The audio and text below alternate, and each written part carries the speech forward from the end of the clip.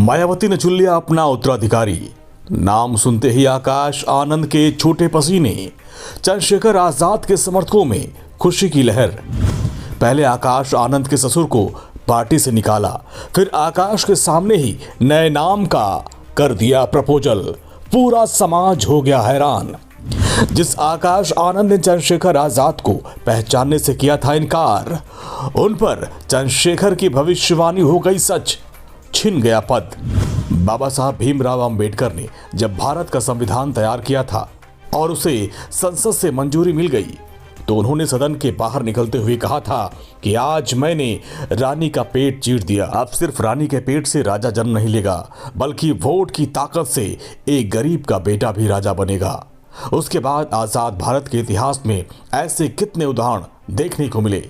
लाल बहादुर शास्त्री जैसे गरीब किसान नेता प्रधानमंत्री बने।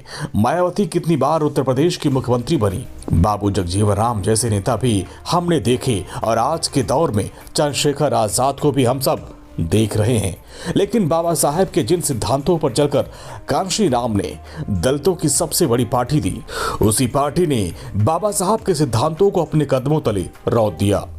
बाबा साहब ने कहा था कि रानी के पेट से अब राजा जन्म नहीं लेगा, लेकिन मायावती ने अपना उत्तराधिकारी अपने भतीजे आकाश आनंद को बना दिया। अगर कांशी राम ने भी अपना उत्तराधिकारी अपने किसी भतीजे या रिश्तेदार को कर दिया होता, तो क्या मायावती यहां तक पहुंच पाती? आज की डेट में कितने लोग जानते हैं कांशी राम के भाई बहन या उनके भतीजे भतीजी कहां हैं, क्या करते हैं? लेकिन अब शायद मायावती का आकाश आनंद से मोह भंग हो गया, क्योंकि मायावती ने पहले उनके पार्टी में पर कतरे और अब उनके ससुर को पार्टी से बाहर का रास्ता दिखा दिया, जो अपने दामाद के लिए पार्टी के भीतर लॉबिंग कर रहे थे और एक पैरेलल पार्टी चला रहे थे। आकाश आनंद के खिलाफ सिर्फ उनके ससुर की पार्टी विरोधी गतिविधियां कहीं नहीं, बल्कि उनके बयानों ने भी ये साबित किया कि अभी वो शायद राजनीति के लिए तैयार नहीं है। उन्होंने चंद्रशेखर आजाद को छोटा मोटा नेता बोला था और उनके बारे में क्या क्या कहा था आप खुद सुन लीजिए। ये आदमी अपने आप को मसीहा बताता है। ये आदमी कहता है कि मैं सड़क पे उतरूंगा अपने समाज के लिए, आंदोलन करता है, झगड़ता है, लड़ता है, हमारे युवा साथियों को लेके पहुंच जाता है। फिर क्या होता है? हमारे युवा साथियों पे मुकदमे होते हैं और जैसे ही मुकदमे होते हैं वे बेचारे ढूंढते फिरते हैं कि भाई साहब हमें बचाओ। वो आदमी फिर यहां से छोड़ के दूसरी जगह भाग जाता है, वहां पे आंदोलन करता है और इस कारवां में हमारे सभी युवा साथियों पे मुकदमे दर्ज कराता जा रहा है। अगर आप पे एक बार मुकदमा दर्ज हो गया साथियों, तो सरकारी नौकरी मिलने में मुश्किल हो जाएगी, रोजगार मिलने में मुश्किल होगा। ये आपको आज गर्म खून नहीं दिखा के, इमोशनल करके आपको सड़कों पे ले जा रहा है और बाद में फंसा रहा है।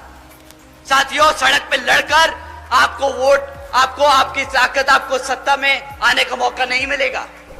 सारी दुनिया बोलती है कि हमें सड़कों पर संघर्ष करके ही राजनीति में कामयाबी मिल सकती है, लेकिन आकाश आनंद की गंगा उल्टी बहती है और इसीलिए मायावती ने अब उन्हें किनारे लगाने का फैसला कर लिया है। उनसे कहा गया कि चंद्रशेखर आजाद से कुछ सीखो, वो किस तरीके से बात करते हैं और कभी भी मायावती या उनके परिवार को बुरा भला नहीं कहते। देखिए, मैं समझता हूँ, मैं उनकी तरह ये तो नहीं कह सकता कि वो कौन, मैं उनको जानता हूँ अच्छी तरह से। उनकी पहचान उनकी बुआ जी से, यही उनकी पहचान है कि वो मायावती जी के भतीजे हैं। और बड़ी बात ये है कि इतिहास गवाह है कि पैसे वालों ने कभी गरीबों को इंसान माना ही नहीं। पैसे वाले लोग हैं, उनके लिए गरीब हमेशा वो जूते के समान रहे। उन्होंने जो कहना था कह दिया। मुझे उनसे कोई घृणा नहीं है, क्योंकि समाज का सम्मान ही मेरा सम्मान है और समाज का अपमान ही मेरा अपमान है। लेकिन मुझे इस बात का खेद है कि उन्होंने भीम आर्मी का अपमान किया।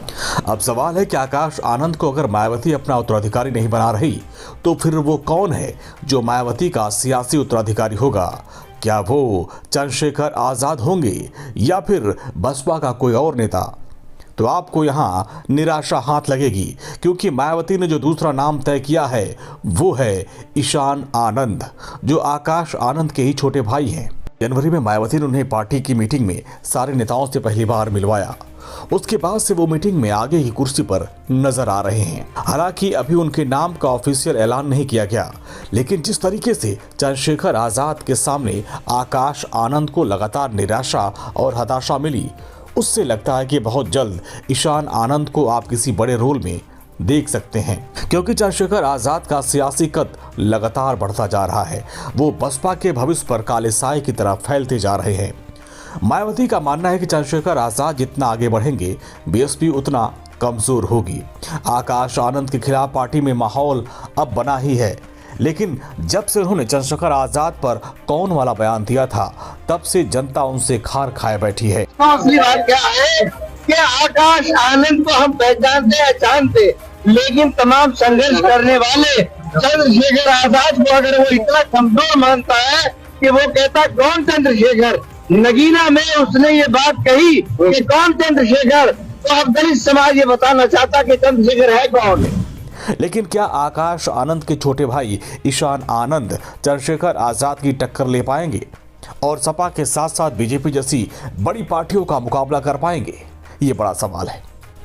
पर ईशान आनंद पर कुछ भी कहने से पहले उनको देखना होगा कि वो किस तरीके से काम करते हैं। हालांकि वो विदेश से पढ़कर आए हैं। उन्होंने लंदन की यूनिवर्सिटी ऑफ वेस्टमिंस्टर से कानून की पढ़ाई की। अब तक वो दिल्ली में अपने पिता के साथ कारोबार में हाथ बटा रहे थे, लेकिन अब माना जा रहा है कि 2027 के विधानसभा चुनाव में मायावती उनको लॉन्च करेंगी और आकाश आनंद का पत्ता यहीं पर साफ हो जाएगा। अगर ईशान आनंद आकाश से थोड़ा बेहतर कर पाए तो समझिए आकाश आनंद का राजनीतिक करियर टाई फिस। वैसे आप भी कमेंट करके बता सकते हैं कि क्या आकाश के बाद ईशान आनंद चंद्रशेखर आजाद की टक्कर ले पाएंगे या नहीं। Bureau report, Indian news.